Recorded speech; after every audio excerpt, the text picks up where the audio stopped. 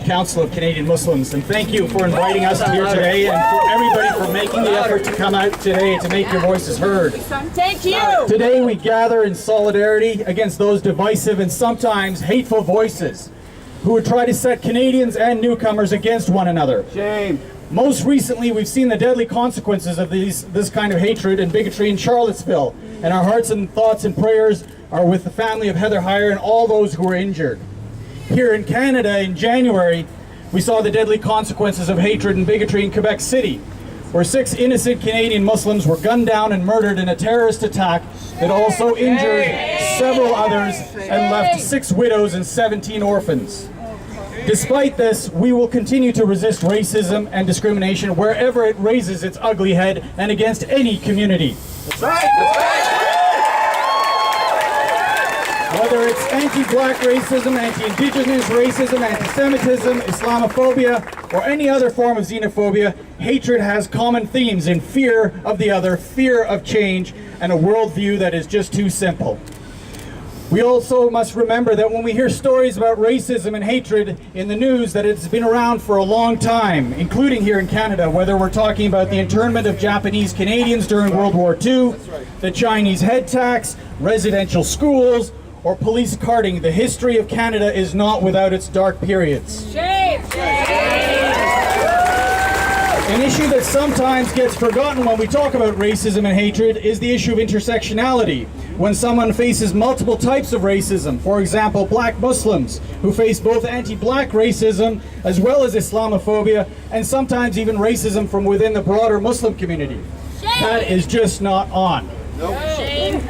This tells us that racism and hatred are not just black and white issues, for lack of a better term. Right now we know in Canada that there are over 100 right-wing extremist hate groups operating. We've seen that hate crimes targeting Canadian Muslims have increased by 60% from 2014 to 2015 and by 253% over the last 4 years. Our collective will on this is key. We have to band together to show our solidarity in the streets, in our workplaces, in our community centers and schools. They say that hate crimes are message crimes to the entire community. Well, our message is that you will not win. Take on one of us and you're taking on all of us. We have to call on our elected officials and law enforcement agencies to account.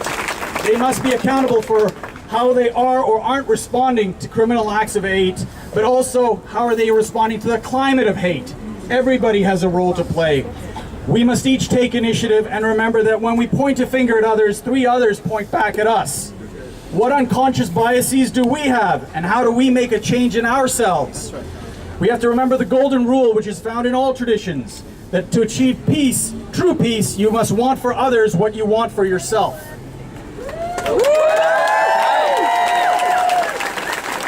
Reverend Martin Luther King said, "Darkness cannot drive out darkness. Only light can do that. Hate cannot drive out hate. Only love can do that."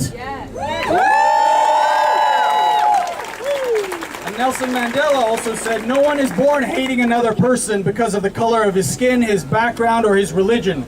People must learn to hate, and if they can learn to hate, they can be taught to love. For love comes more naturally to the human heart than its opposite."